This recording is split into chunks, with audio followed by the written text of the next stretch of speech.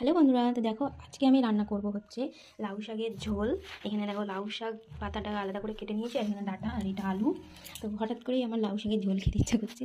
তো অনেক দিন ধরেই খেতে ইচ্ছা করছে, কারণ এখন তো আমার 5.5 মাসের প্রেগনেন্সি চলছে। আর এর আগে যখন 4 মাস পর্যন্ত আমি কিছু খেতে পারিনি, কিছু খেতে ইচ্ছে করতো না, খিদে পেতে অথচ খেতে ইচ্ছে করতো না। কিন্তু এখন প্রায় 1 মাস ধরে আমি ভালোভাবে খেতে পাচ্ছি, তাই জন্য এখন হঠাৎই অনেক রকম খেতে ইচ্ছা করে। তাই এখন শ্বশুরমশাইকে বলেছিলাম লাউ শাক আনতে, তাই লাউ শাক এনেছে।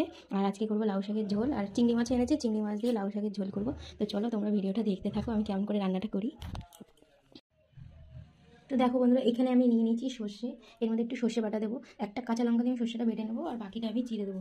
এখানে আমি দাঁড়িয়ে দাঁড়িয়ে মশলাটা বাটবো, কারণ শাশুড়িমা বাড়ি নেই, কারণ শাশুড়িমা হচ্ছে স্কুলে রান্না করতে যায়। তো সেই কারণে উনি থাকলে উনি বেটে দিত, আর আমি যেহেতু এখন পারবো না নিজে বসে বাটতে, সেই জন্য আমি এখানে দাঁড়িয়ে দাঁড়িয়ে এই সর্ষেটা একটুখানি বেটে নেবো।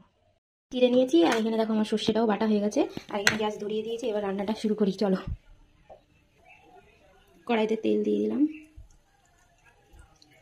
তেলটা শিশিতে নেই, ঢালতে হবে। এই যে এখানে চিংড়িটা শাশুড়িমা বেছে রেখে গেছিলো, তখন এই চিংড়িগুলো আমি ভেজে নেব।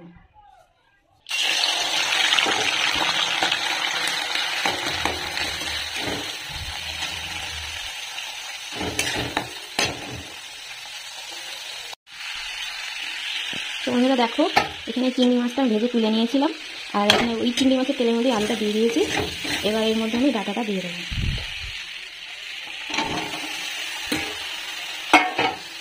ডাঁটাগুলো দিয়ে হালকাভাবে নাড়াবো।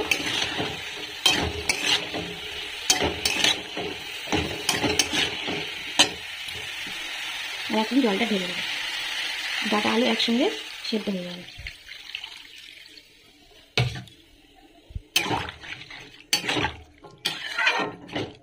তো চলো এটা ফুটতে লাগুক, ততক্ষণে তরকারিটা হয়ে যাক। আর এখানে আমি ভাতটা বসিয়ে দিয়েছি। ডাঁটা আলু সেদ্ধ হয়ে গেলে আমি তারপরে এখানে শাকটা দিয়ে দেবো। কাঁচা লঙ্কাগুলো চিড়ে রেখেছিলাম, কাঁচা লঙ্কাগুলো এই জলের উপরেই দিয়ে দেবো।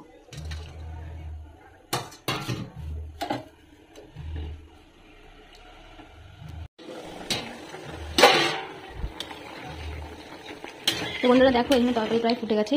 এবার এর মধ্যে আমি এই সর্ষে বাটাটা দিয়ে দেবো। এরকম রান্না আমি ফার্স্ট টাইম করছি, জানি না খেতে কেমন হবে। সম্পূর্ণটাই আমার ইউটিউব দেখে করা। যাই হোক, মনে হয় ভালোই হবে, কারণ সবাই তো রান্নাটা দেখেছে, ইউটিউবে যারা করেছে তাদের ভালোই ভিউজ এসেছে এবং কমেন্টও এসেছে, ভালোই হয়েছে নিশ্চয়ই। তো আমার রান্নাটাও আশা করি টেস্টি হবে। এরপরে এখন দিয়ে দেবো আমি হচ্ছে শাকটা।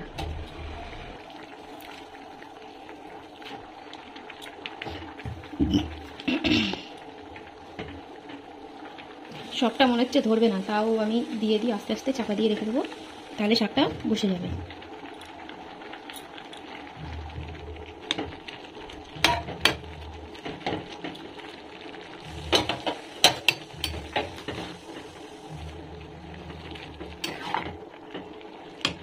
আর এখানে দেখো চিংড়িটাও দিয়ে দিয়েছি। চিংড়িটা দিয়ে এবার এটাকে নাড়িয়ে চাড়িয়ে আবার বেশ কিছুক্ষণ ঢেকে রেখে দেবো। আর লাউ শাক নাকি বেশিক্ষণ রান্না করতে নেই, তাহলে নাকি টক হয়ে যায়।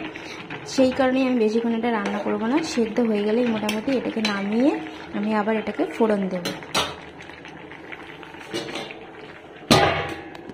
তো দেখো, এখানে তরকারিটা আমার প্রায় হয়ে গেছে। এখন এটাকে নামিয়ে এবার আমি এটাকে জিরে, শুকনো লঙ্কা ও রাঁধুনি ফোড়ন দেবো। তো দেখো বন্ধুরা, এই হচ্ছে আমার তরকারির ফাইনাল লুক। আর এটা হচ্ছে তরকারিটা সম্পূর্ণ হয়ে গেছে। ফোড়নটা দিয়ে আমি তরকারিটা এখন নামিয়ে নিলাম।